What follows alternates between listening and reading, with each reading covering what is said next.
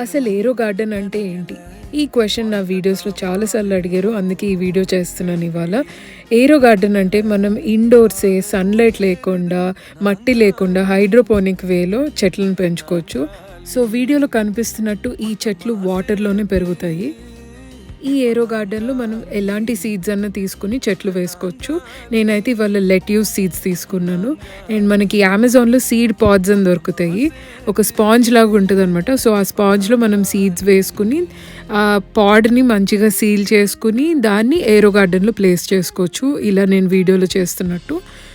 Seed pods place చేసిన తర్వాత దాని మీద క్యాప్స్ కూడా పెడుతున్నాను. సో దట్ ఒక హ్యూమిడ్ ఎన్విరాన్మెంట్ క్రియేట్ అయ్యి చెట్లు ఫాస్ట్‌గా పెరుగుతాయి.